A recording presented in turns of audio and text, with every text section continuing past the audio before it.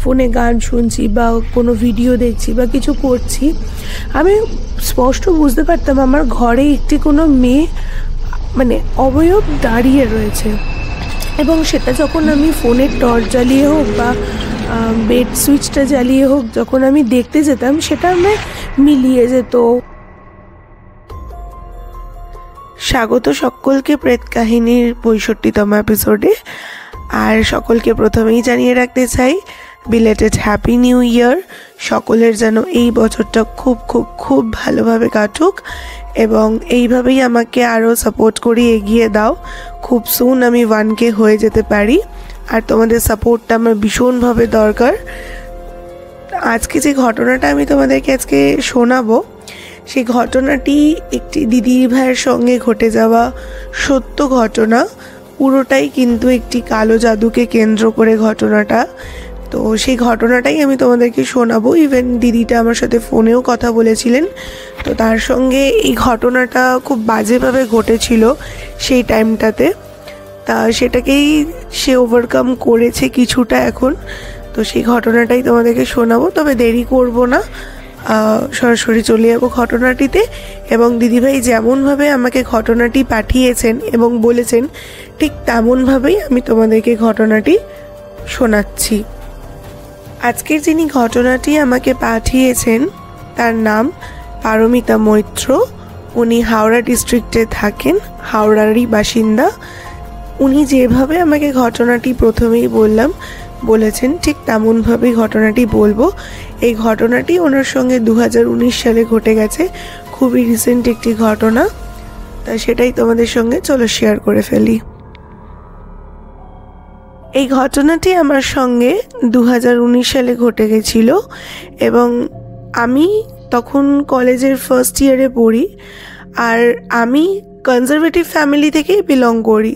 আর তোমরা সকলেই জেনে থাকবে যে কনজারভেটিভ ফ্যামিলি কীরকম হয়। একমাত্র আমি একজন মহিলা আমার ফ্যামিলি থেকে যে ইঞ্জিনিয়ারিং পাশ করেছি, মানে কলেজের গণ্ডি অবধি এগিয়েছি। কারণ আমার দিদি বোন যারাই ছিল সকলেরই মাধ্যমিক উচ্চ মাধ্যমিকের পরেই বিয়ে দিয়ে দিয়েছিল এবং তারা তারপরে শ্বশুরবাড়ি থেকে কেউ কেউ পড়াশোনা কমপ্লিট করেছে, কেউ কেউ ওখানেই স্থিত হয়ে গেছে।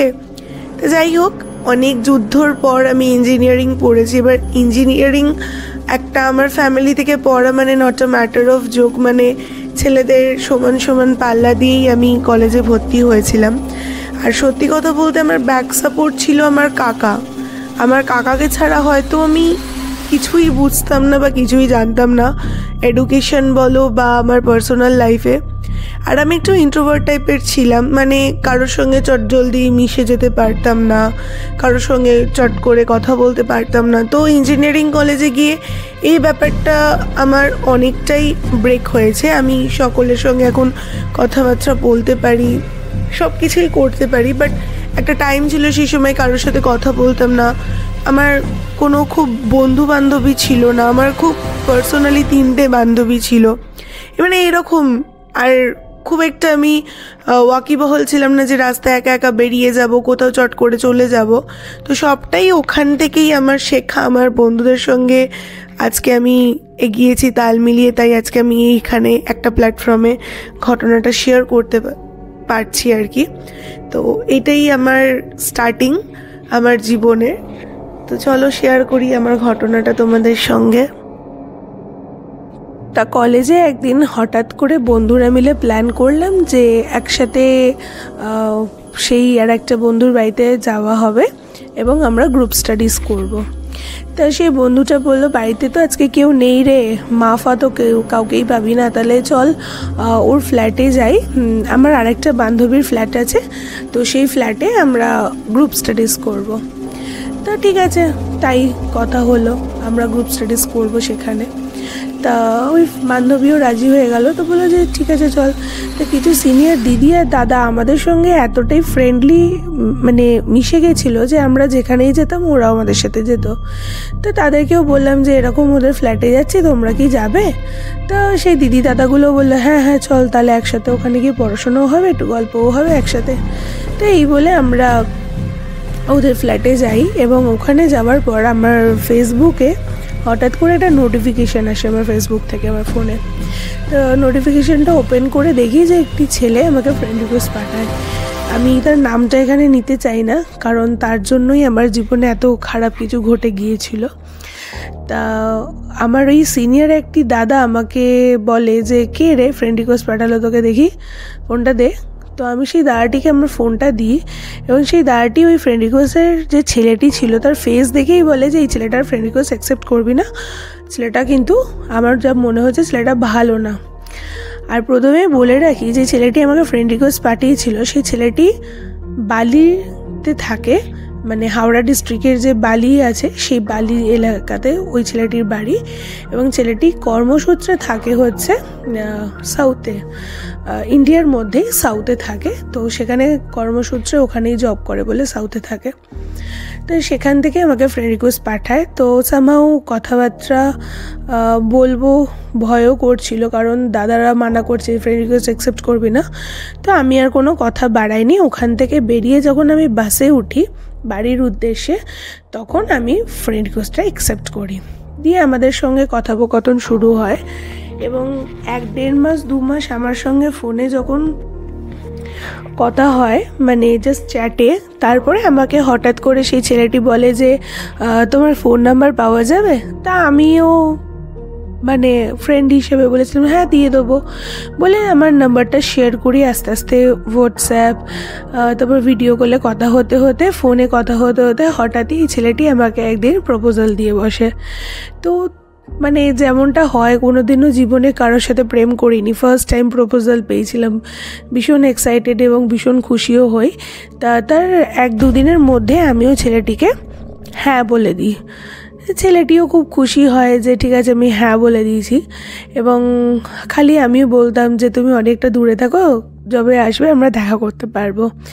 এই বলে বলে আরও 1-1.5 মাসের মাথায় ছেলেটি গোয়া থেকে কলকাতায় রওনা দেয়।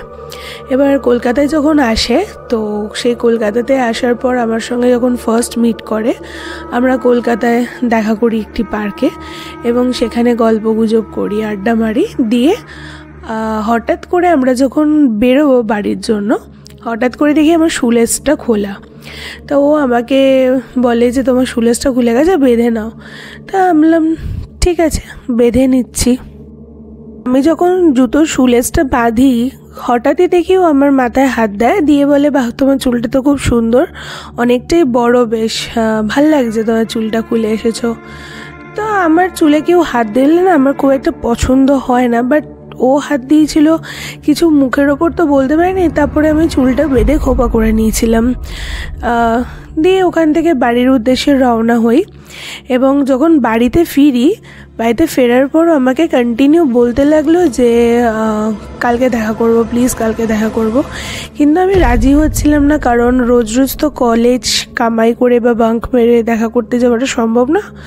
আর ইঞ্জিনিয়ারিং কলেজে যারা পড়েছো তারা তো জানোই যে বাঙ্কিং করাটা কতটা চাপের হয়ে যায়। মানে অ্যাসাইনমেন্ট থাকে, সব কিছুর ব্যাপার থাকে, প্র্যাকটিক্যাল থাকে। আর আমার সিএসসি ছিল, আমার তো মেইনলি প্র্যাকটিক্যাল বেস ওরিয়েন্টেড কাজ ছিল। তো সেই কারণের জন্য কলেজ কামাই বা বাঙ্কটা খুব চাপের ছিল। তো যাই হোক, অনেক রিকোয়েস্ট করার পর আমি রাজি হই যে ঠিক আছে আমি দেখা করব। তো ও খুব খুশি হয়েছিল যে ঠিক আছে দেখা করব। কিন্তু আমি যখন ওকে জিজ্ঞাসা করি যে কোথায় দেখা করব আমরা, তো শ্রীরামপুরে একটা রেস্টুরেন্টের নাম বলে। এবং তখন আমি বলি দেখো আমি তো ওই দিকের ওইসব কত কিছু চিনি না, তোমাকেই নিয়ে যেতে হবে। তো তখন আমাকে বলে ঠিক আছে তুমি বালিখালে ওয়েট করো, আমি তোমাকে ওখান থেকেই নিয়ে যাব। যেমন বলেছিল আমি তেমন বালিখালে চলে এসেছিলাম হাওড়া থেকে। দিয়ে আমি ওয়েট করছিলাম ওর জন্য। তার কিছুক্ষণ পরেই ও এলো, আমার সঙ্গে দেখা হলো এবং আমরা দুজনে ওখান থেকে শ্রীরামপুরের ওই রেস্টুরেন্টটিতে যাই খাওয়া দাওয়া করতে। রেস্টুরেন্টে যখন খেতে যাই, ওখানে ওয়েটারটা যখন খাবার সার্ভ করতে আসে, ঠিক ওই টাইমটাতেই আমাকে বলে তুমি হাত ধুলে না খেয়ে নেবে। তো আমি বললাম ঠিক আছে তাহলে চলো দুজনেই গিয়ে একসাথে হাত ধুয়ে আসি। তো ও কিছুতেই রাজি হচ্ছিল না আমার সঙ্গে একসাথে যাবে বলে, ও একটার পর একটা এক্সকিউজ দেখাতে থাকছিল, ব্যাগ আছে এই আছে, তুমি যাও আমি এখানে আছি, তুমি আসো তারপর আমি যাব। তো আমি আর কথা বাড়াইনি, আমি আগেই গেছিলাম হাতটা সাবান দিয়ে ধোয়ার জন্য।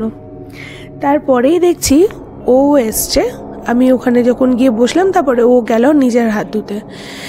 আমি যখন খাবারটা খেতে লাগলাম আমার কিছু কিছু জিনিস দেখে না মানে কেমন একটা অকওয়ার্ড লাগছিলো, যে মিক্সড রাইসে জেনারেলি ওই সমস্ত জিনিস থাকেই না, যে সমস্ত জিনিস আমি মিক্সড রাইসের মধ্যে দেখছিলাম।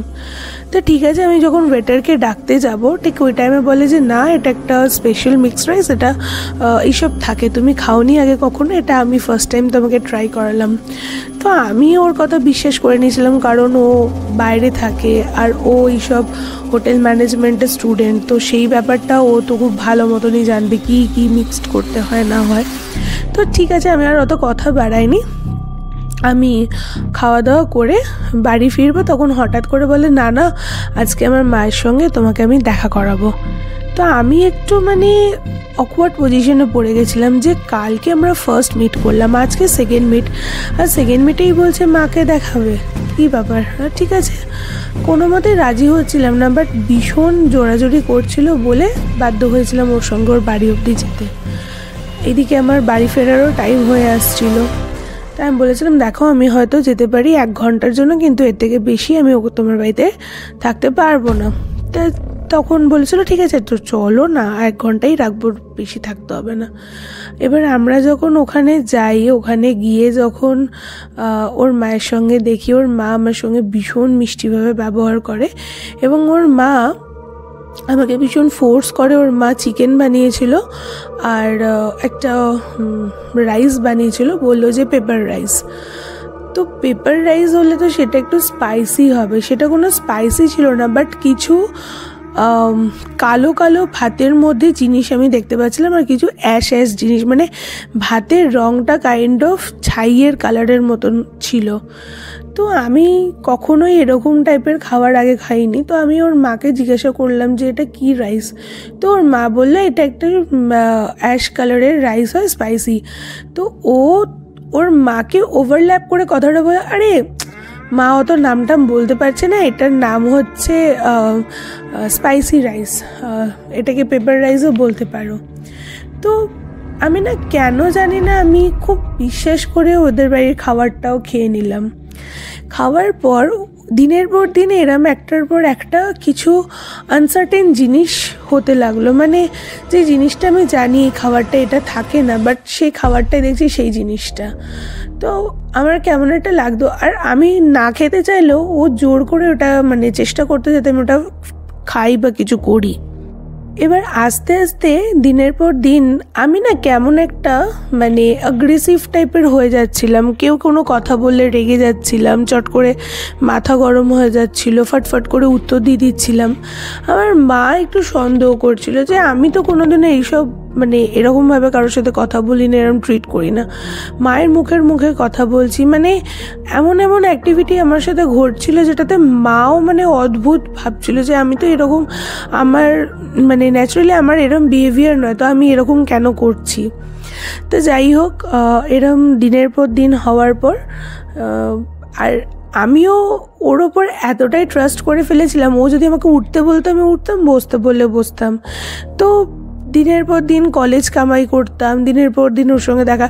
ইভেন আমার সেকেন্ড সেমিস্টারের পরীক্ষা দিতে যখন আমি ঢুকি তখন আমাকে জাস্ট ফোন করে বলো তুই কোনো পরীক্ষা দিবি না, সিধে ওখান থেকে বেরিয়ে আয়। আমি কলেজ থেকে পরীক্ষা না দিয়ে পরীক্ষার গেট থেকে ঘুরে আমি ওর বাড়িতে গেছি ওর সঙ্গে দেখা করবো বলে।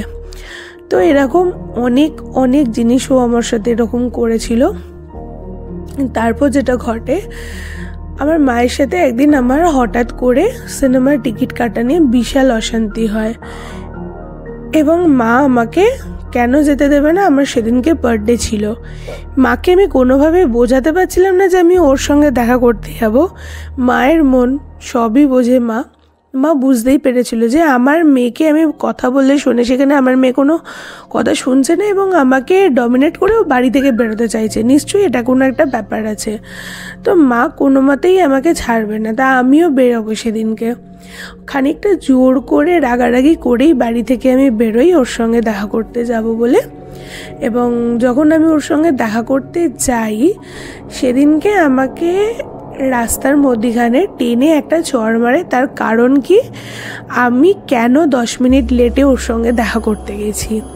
ইভেন ও যখন আমাকে রাস্তায় চড় মারে, আমার তখন একবারের জন্য মনে হয়েছিল যে আমাকে কেউ কোনোদিনও গায়ে হাত দেয়নি, বাট এরকম কেন করছো আমার সাথে। মানে আমি না পুরো শান্ত হয়ে গেছিলাম, মানে ওর কাছে না পুরো মানে একটা বেড়াল যেরকম শান্ত হয়ে যায় অদ্ভুত আমি হয়ে গেছিলাম। কিন্তু বাড়িতে থাকলে সবার সাথে কথা কাটাকাটি হচ্ছে, ঝগড়া হচ্ছে, বাট ওর কাছে গেলে আমার মুখ থেকে কোনো ওয়ার্ডস বেরোতো না, ভয়েস বেরোতো না। এবং দিনের পর দিন যেটা হতো, রাত্রিবেলায় যখন আমি অন্ধকার করে সাপোজ চুল খুলে ফোনে গান শুনছি বা কোনো ভিডিও দেখছি বা কিছু করছি, আমি স্পষ্ট বুঝতে পারতাম আমার ঘরে একটি কোনো মেয়ে মানে অবয়ব দাঁড়িয়ে রয়েছে। এবং সেটা যখন আমি ফোনের টর্চ জ্বালিয়ে হোক বা বেড সুইচটা জ্বালিয়ে হোক যখন আমি দেখতে যেতাম, সেটা আমি মিলিয়ে যেত, অদ্ভুত লাগতো। এবং আমি মায়ের সঙ্গে যখন রাত্রিবেলায় শুতাম, আমাদের ঠিক দরজার পিছনে ছোটো ছোটো ছোটো ছোটো হুক মতন করা ছিল যেখানে রেগুলারের জামা কাপড় টাঙানো থাকতো।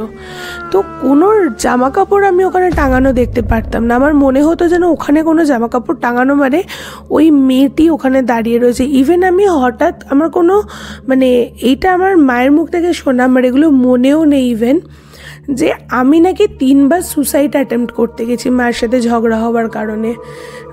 অদ্ভুত, মানে আমি নিজেই বুঝতে পারি না কিছু সময় আমি এটা কেন করতে গেছি বা কেন এগুলো হয়েছিল আমার সঙ্গে। তো তারপরে যেটা হয়, আমি একদিনকে ঘরের মধ্যে একা শুয়ে আছি, আর আমার মা বাবা গেছিলো আমার বাবার ডাক্তার দেখানোর জন্য। আমার বাবার যেহেতু সুগার, মা গেছিলো কলকাতায় মামার বাড়িতে বাবাকে ডাক্তার দেখানোর জন্য।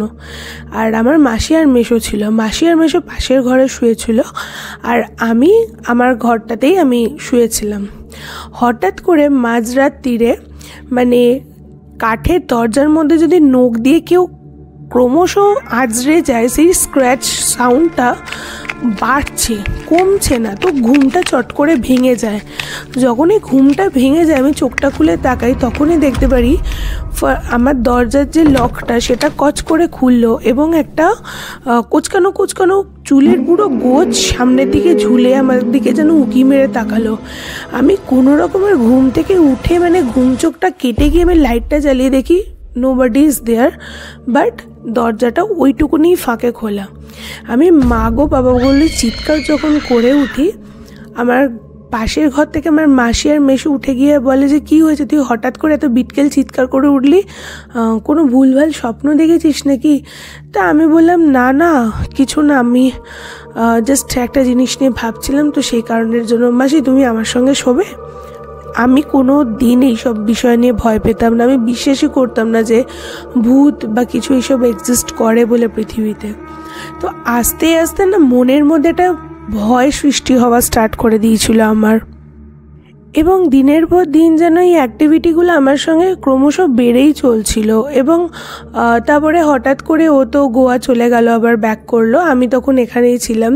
এবার ওখান থেকে আমাকে ফোনের মধ্যে অকথ্য ভাষায় গালিগালাজ করা বা এইসব, আর ও খালি ফোর্স করতো যে আমি যেন ওর বাড়িতে গিয়ে লাঞ্চ করি বা স্ন্যাক্স আইটেম খাই। খাওয়ার দিকে না ও ভীষণ আমাকে ফোর্স করতো এবং আমি এটা বুঝতে পারতাম না যে কেন। ওই টাইমটাতে না আমার মাথায় কোনো কাজ করছিল না। এবার আমার জেঠিমার বোন আমাদের বাড়িতে ঘুরতে আসে, মাসিমণি। তা সেদিনকে মায়ের সঙ্গে আমার কোনো কিছু নিয়ে না, কলেজ যাওয়া নিয়ে হঠাৎ অশান্তি। মা বলেছে আমি কলেজ আজকে যেন না যাই, আর আমি আজকে কলেজ যাব। তো এই নিয়ে হঠাৎ অশান্তি হতে আমার মুখ চোখ সে অন্যরকম হয়ে যায়। তো তখন যাই হোক আমাকে মাথায় জল ঠল দিয়ে শান্তফান্ত করা হয়। মা তো খুব কান্নাকাটি, হ্যাঁ আমার মেয়ে এরকম ছিল না, হঠাৎ করে আমার মেয়ে এরকম হয়ে গেছে, কিছুই বুঝতে পারছি না কেন হয়েছে। তা তখন আমার মাকে আড়ালে গিয়ে মাসিমণি বলেন যে দেখো ছোটদি, আমার না তোমার মেয়ের এইসব আচার ব্যবহার আমার ঠিক ডাউট লাগছে, আমার একটু ঠেকছে খটকা। তুমি তোমার মেয়ে কি কোথাও একা একা যায় বা কারোর বাড়িতে খাওয়া দাওয়া করে? তা আমার মা বললে দেখো ও তো কলেজ যায়, নানান রকম বন্ধু বান্ধবরা আসে, কার থেকে কী খায় তো বলতে পারবো না, তবে আমি যতদূর জানি ও কিন্তু কারোর টিফিন খায় না খুব একটা।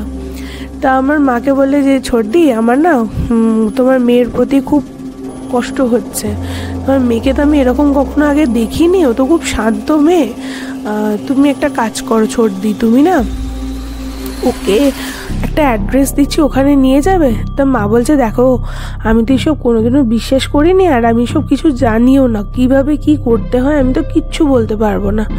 তো তখন আমার মাকে একটু ফোর্সই করে মাসিমণি যে না না মেয়েকে নিয়ে যাও, ওখানে নিয়ে যাও, তোমার মেয়ের আচার ব্যবহারটা আমার খুব একটা ভালো লাগছে না, সন্দেহের দিকেই যাচ্ছে ম্যাক্সিমামটা।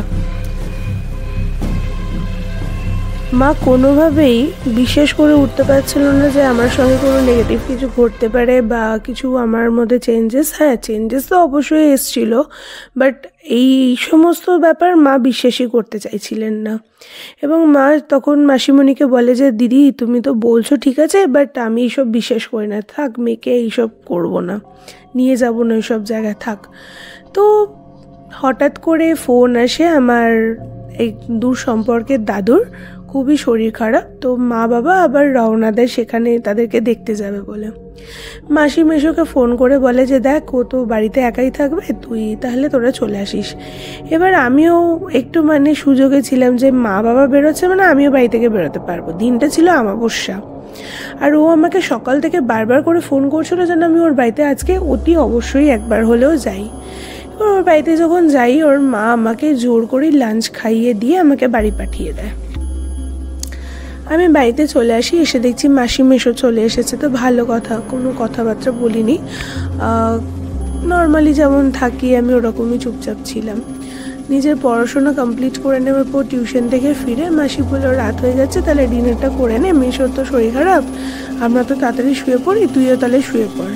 আর আমার একটা অভ্যাস আছে, এখনও আছে সেই জিনিসটা, সেটা হচ্ছে আমি নয় কোনো গল্প শুনতে শুনতে ঘুমাই, আর তা নাহলে কোনো গান শুনতে শুনতে রাত্রিবেলায় ঘুমাই। তো সেদিনকেও অ্যাজ ইউজুয়াল মাসি মেশোর পাশের ঘরে শুয়েছিল, আর আমিও ফোনে গান শুনতে শুনতে কখন যে চোখ লেগে গেছে নিজেও জানি না। তো যাই হোক, মাসি যখন এসে দেখে আমি ঘুমিয়ে পড়েছি, মাসি কান থেকে হেডফোন খুলে ফোন সাইডে রেখে চলে যায় লাইট অফ করে দিয়ে। ঠিক তখন ঘড়ি কাটায় 2-2:30 বাজে। হঠাৎ করে ঘরের মধ্যে অদ্ভুত নুপুরের সাউন্ড পাই, আর সেই নুপুরের আওয়াজটা ডান দিক থেকে আমার বাঁদিকে যাচ্ছিলো আর বাঁ দিক থেকে ডান দিকে যাচ্ছিল। তখন আমার মনে হচ্ছিল যে এরকম সাউন্ড তো কখনো আগে শুনিনি, যে আমার হয়তো মনের ভুল হতে পারে, ঘুমের ঘোরেই ভাবছিলাম। সাউন্ডটা যখন আস্তে আস্তে খুব বাজেভাবে বাড়তে লাগলো, আমি চোখটা খুলে দেখছি, বাট কিছুই বুঝতে পারিনি। তার মনে হচ্ছিল যেন কারোর প্রেজেন্স ঘরে রয়েছে। আমি আবার পাশ ঘুরে শুয়ে পড়ি। তারপরে যখন খাটের পাশে যে কাঠের জিনিসটা বিটটা রয়েছে আমার খাটের, সেই কাঠের মধ্যে যে আবার ওই নোকে স্ক্র্যাচের যে আওয়াজটা হয়, চোখটা যখন আমি খুলি সেই বিভীষিকার দৃশ্যটা দেখে আজও ওটা আমার জন্য মনে হয় যেন একটা নাইটমেয়ার।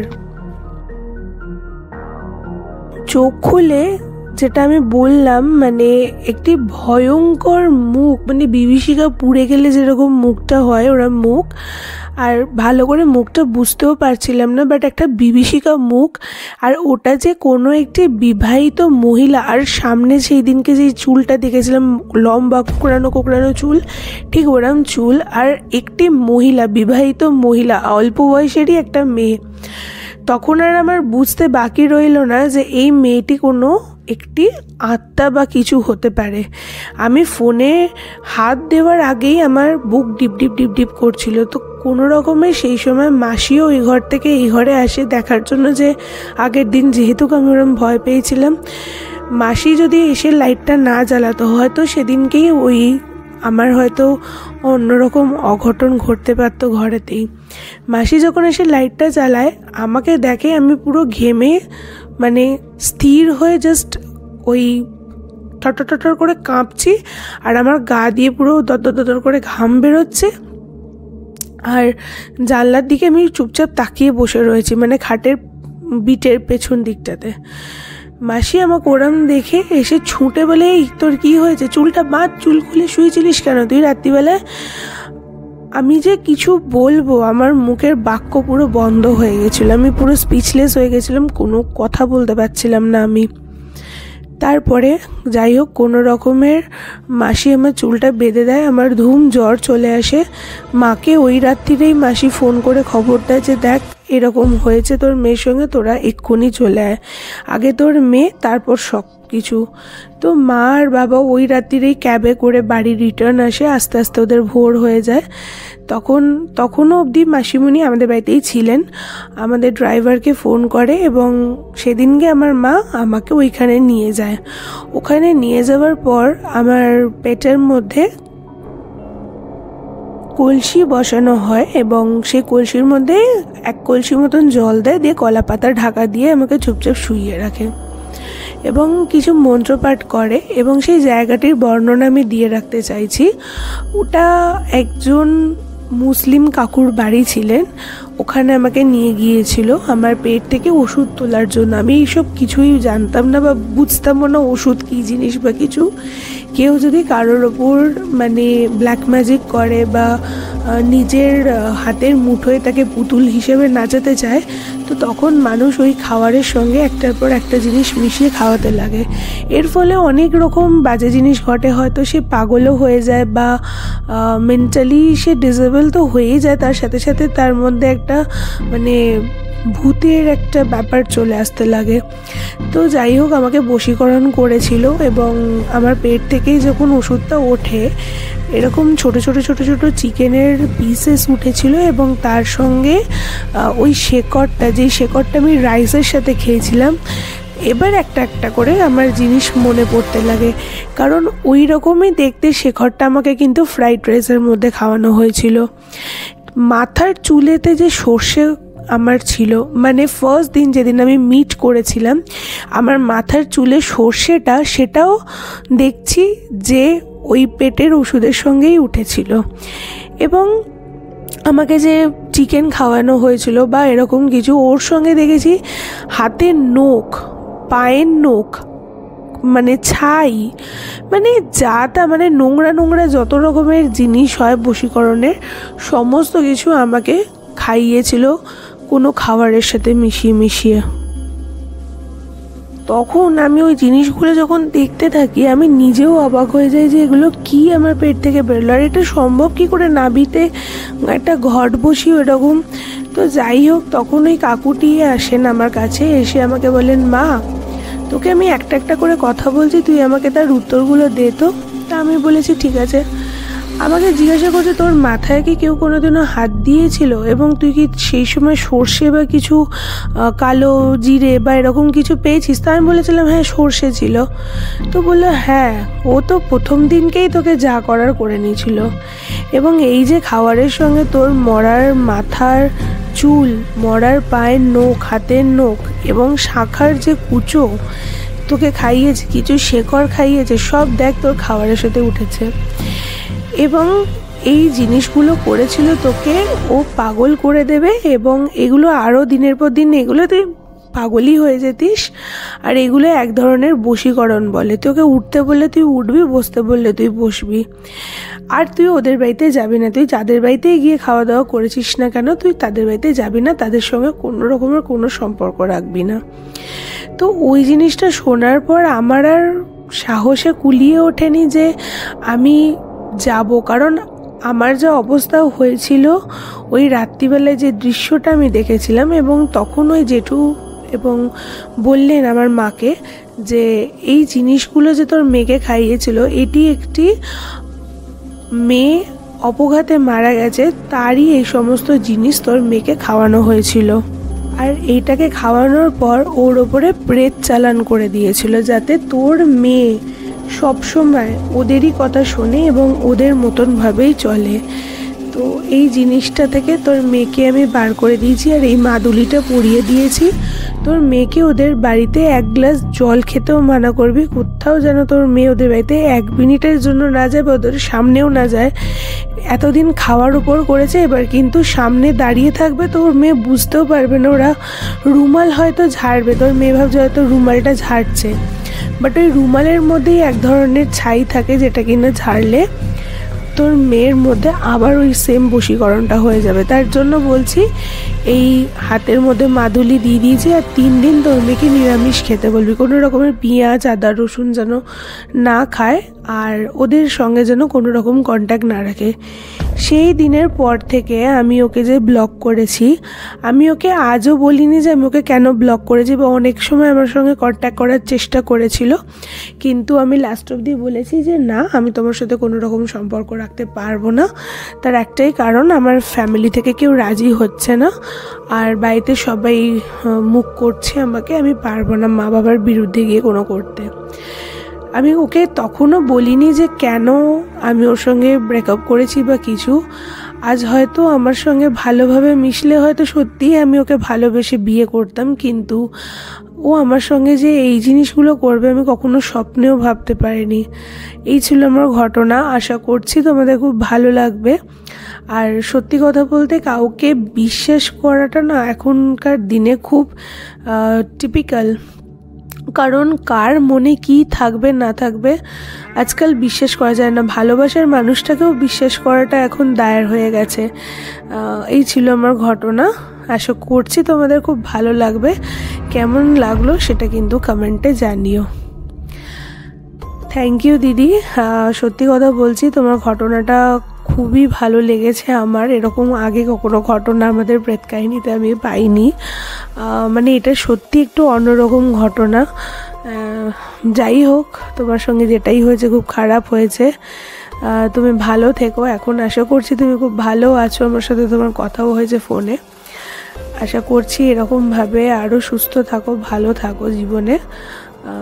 যাই হোক, এটাই ছিল আজকের ঘটনা। আর আগেও বলেছি, আজও বলছি, প্রেত কাহিনী কিন্তু কোনো অন্ধবিশ্বাস কালো জাদুকে প্রমোট করে না, করবেও না। ওনার সঙ্গে ঘটে গেছিলো, তাই আমি তোমাদেরকে শেয়ার করেছি। এটা জাস্ট এন্টারটেনমেন্ট হিসাবেই তোমরা নিও। এই ছিল আজকের ঘটনা। আবার নেক্সট গল্প নেক্সট উইকে আসবে।